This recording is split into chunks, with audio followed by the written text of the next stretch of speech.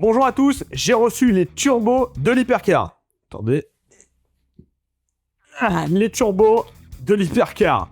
C'est qu'un seul, mais il y en a deux. Et dans cette vidéo, on va parler de préparation et je répondrai à la question combien de chevaux je prévois sur l'Hypercar. C'est parti!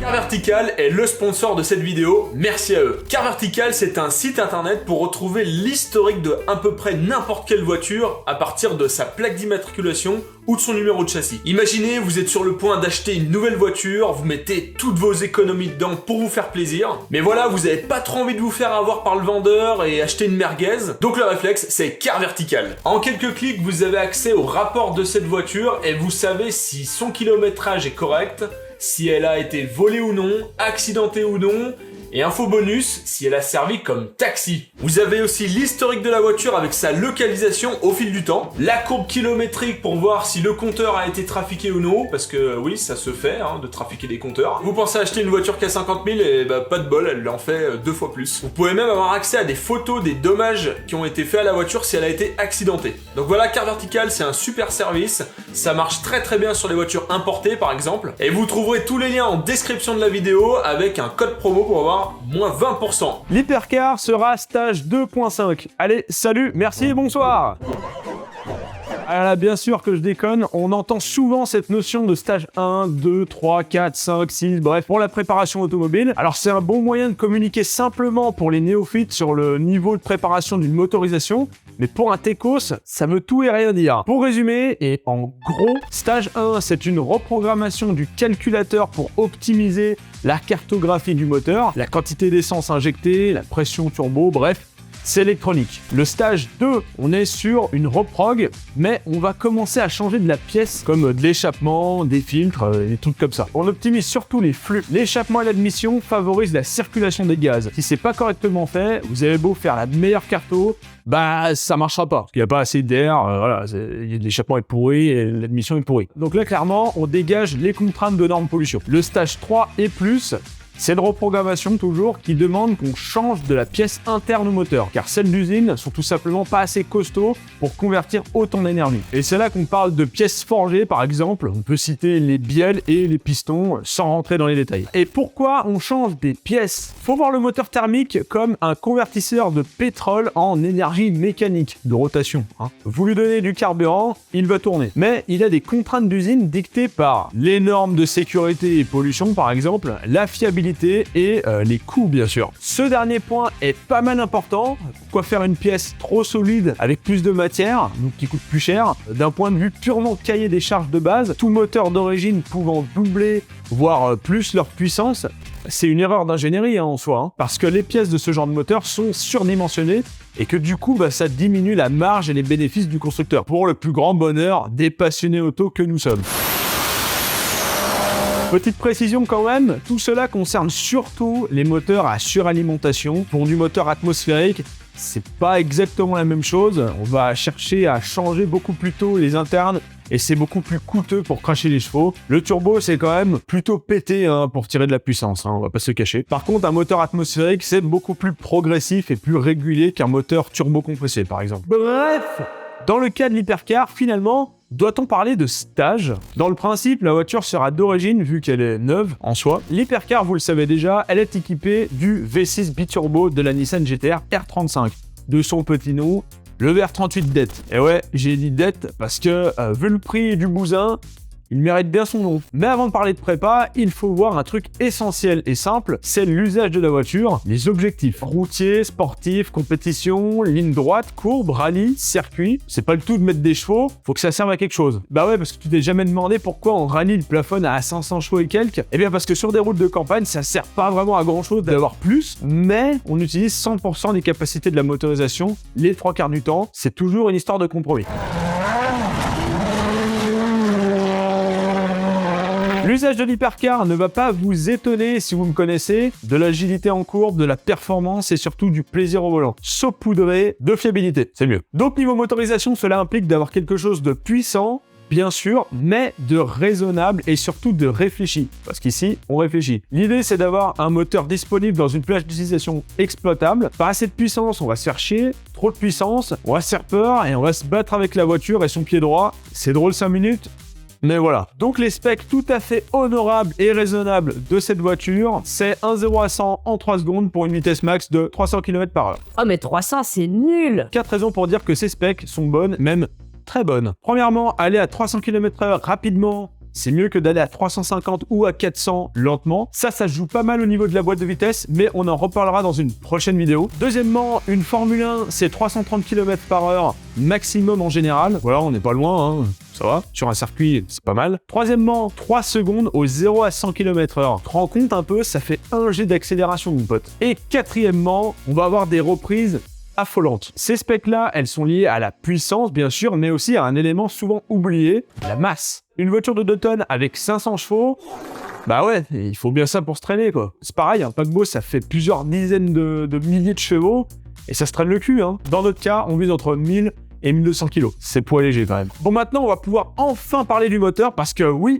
j'ai reçu les premières pièces que vous avez vues en début de vidéo. Voici un des 2 turbos.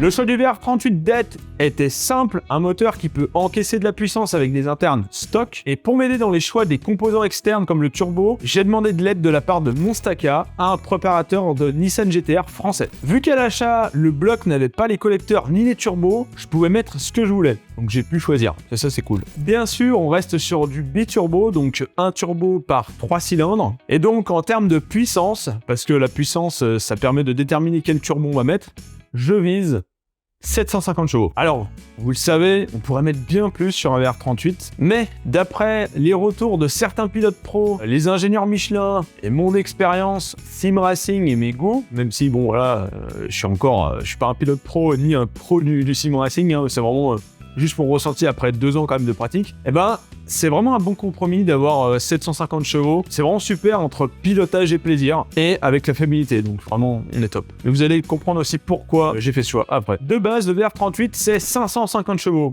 C'est déjà un bon bébé. Avec une cartographie optimisée et en montant la pression des turbos, on arrive sur des 600-650 chevaux. Pour gaver encore plus le moteur et aller au-delà des 700 chevaux, il faut passer sur du turbo hybride. Alors non, on ne parle pas d'électrisation là-dedans, hein, du calme. Un turbo hybride, c'est simplement un turbo qui est modifié, qui peut reprendre des pièces de certains fabricants et ça nous donne un turbo optimisé tip top. Donc il ressemble comme 2 gouttes d'eau au turbo d'origine, mais à l'intérieur c'est surprise surprise. Et celui que j'ai choisi, on appelle ça le turbo Nismo Spec. C'est la classe. Alors ce petit turbo, qu'est-ce qu'on peut en dire? Bah déjà qu'il y en a 2 hein, sur le kit, et ça c'est plutôt cool. Comment il fonctionne? Alors tout simplement là on a le collecteur d'échappement avec les 3 cylindres. Donc c'est un turbo qui fonctionne pour seulement 3 cylindres, mais vu qu'on a le même de l'autre côté, ça fonctionne. Donc les gaz d'échappement, ils viennent là, dans la première partie du turbo, la partie gaz d'échappement. Les gaz d'échappement vont faire tourner cette petite turbine,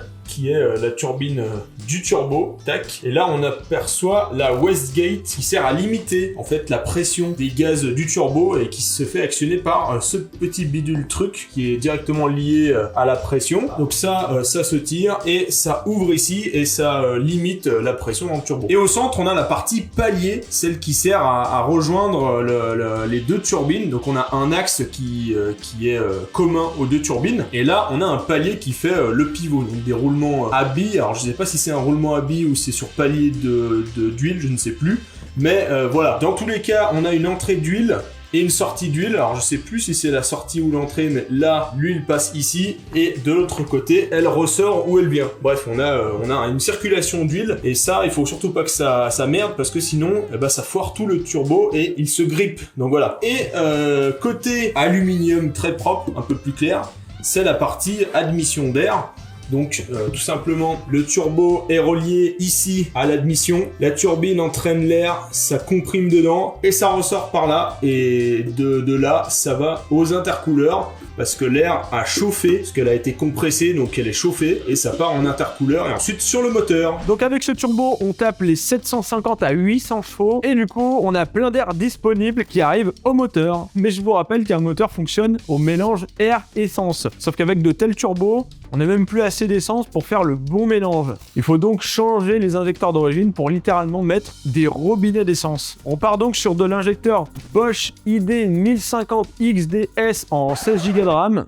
Je deck pour les 16 Go de RAM, bien sûr. Je les ai reçus eux aussi. C'est de bonnes pièces. C'est cher, mais c'est de bonnes pièces. Voilà. Ces trucs-là balancent 1 litre à la minute. Et je vous rappelle qu'on a 6 cylindres à alimenter. Autant me dire que le plein, il peut être sucé en 10 minutes chrono. Pourquoi t'as pas pris des turbos plus gros? C'est the question. Oui, un turbo plus gros, c'est plus de puissance envisageable. Et comme on dit, qui peut le plus, peut le moins. Sauf que c'est pas trop valable sur les turbos, justement. Alors un gros turbo va tourner et donc charger bien plus difficilement qu'un petit turbo. Il faudra donc un gros moteur ou un moteur bien dans les tours, bien lancé, pour pouvoir profiter du boost turbo. Il existe des solutions pour pallier à ça avec des petits moteurs. Donc par exemple, de équiper ce moteur en 2 turbos montés en série. On a un petit turbo pour les bas régimes qui va tourner facilement et un très gros turbo pour les hauts régimes quand le moteur il est bien lancé pour les puissances max. Bien sûr, vous l'avez compris, plus un turbo est gros, plus il balance de l'air, sauf que c'est directement lié aux gaz d'échappement du moteur qui font tourner la turbine du turbo. Et si les gaz d'échappement sont pas suffisamment puissants, et ben le turbo il tourne que dalle. Donc pour résumer, le mono gros turbo, c'est très cool pour péter un banc de puissance.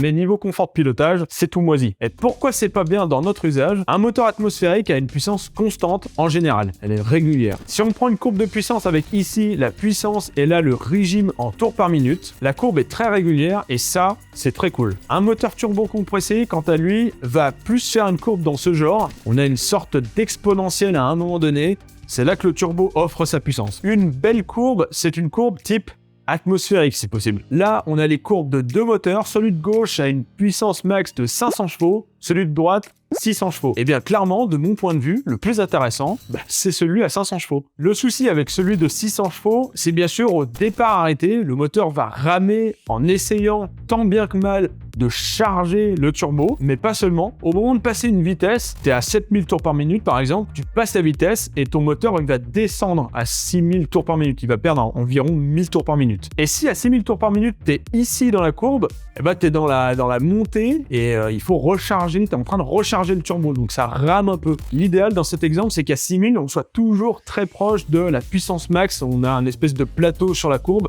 qui fait que là, eh ben, le moteur il est toujours à balle. Et c'est là qu'il faut changer de vitesse, comme ça, ça enchaîne très très vite et on passe très vite de 6000 à 7000 et on enchaîne les rapports de vitesse comme ça. Un autre souci avec les courbes trop exponentielles turbo, c'est le coup de pied au cul qui peut être très embêtant s'il est déclenché pas au bon moment, genre dans un virage pendant une reprise, ça peut clairement faire spin la voiture, c'est pas ouf, c'est un peu compliqué. Et c'était le souci des premières Formule 1 et des voitures de rallye. Bon, certains savaient bien gérer ce boost-là et ils en ont profité pour écraser toute la concurrence. Donc vous l'avez compris, ces petits turbos que j'ai choisis sont gages d'une courbe exploitable en conditions de roulage sur piste et pour chercher de la régularité à la pédale de gaz. L'admission d'air d'un hypercar est puisée sur le toit de la voiture, comme sur certaines voitures de course, McLaren F1, CLK GTR, Sanin S7, de la petite voiture quoi. Ensuite, ça passe par le filtre à air, on divise en deux pour partir de chaque côté du moteur, direction les entrées du turbo, ça ressort par là et ça vient directement dans les intercooleurs latéraux. Alors eux, ils sont refroidis par air depuis le côté de la voiture,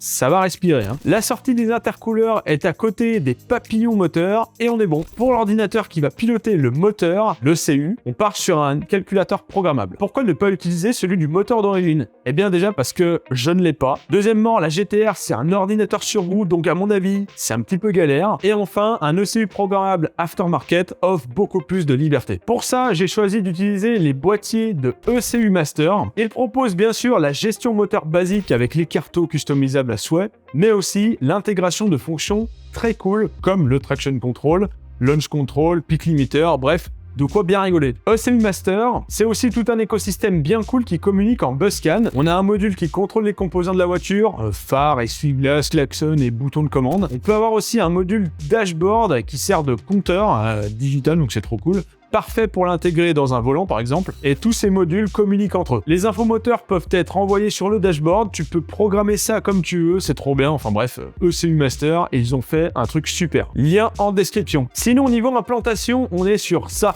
Mine de rien, ça participe à l'efficacité du moteur, parce qu'il n'y a pas que le moteur, il y a aussi tout ce qu'il y a autour. Pour les gaz d'échappement, on a un tube très court avec silencieux, ça crache directement en sortie de pare-choc, simple, efficace. Le circuit d'eau est assez basique, c'est le même que dans beaucoup de voitures à moteur arrière. On passe le tube aller, le tube retour dans l'habitacle et on rejoint le radiateur tout devant qui profite d'un air frais. Les éléments du circuit essence et le réservoir sont placés derrière le siège pilote au niveau du centre de gravité plus précisément. Comme ça, plein ou vide, il ne modifie pas trop le centre de gravité de la voiture et ça c'est plutôt cool. Et d'ailleurs c'est pour ça qu'on met toujours le réservoir à cet endroit-là sur les voitures de course, sur les Formule 1 et les monoplaces et tout. C'est parce qu'il est au centre de gravité et que plein ou vide, ça ne modifie pas les réactions de la voiture. Là-dedans, il y a bien sûr un bac tampon pour éviter le déjaugeage de l'essence. Le tout est mis sous pression grâce non pas à une pompe comme celle-ci, mais deux qui servent en même temps pour alimenter les injecteurs robinet. Donc il n'y a pas une pompe de secours, hein, c'est vraiment deux pompes qui vont fonctionner en même temps. Une seule, c'est pas assez. Le circuit d'huile sera sur base d'un carter sec. Pour ceux qui connaissent pas, le but c'est vraiment d'abaisser le moteur et ainsi le centre de gravité de la voiture parce que le bac d'huile il est super gros et surtout sur le VR38. Donc si tu l'enlèves, tu peux descendre ton moteur. Sauf que si tu l'enlèves, il faut trouver une autre solution et la solution c'est le carter sec. On a deux radiateurs d'huile, un pour le moteur et un pour la boîte de vitesse. La boîte de vitesse, on en parle rapidement.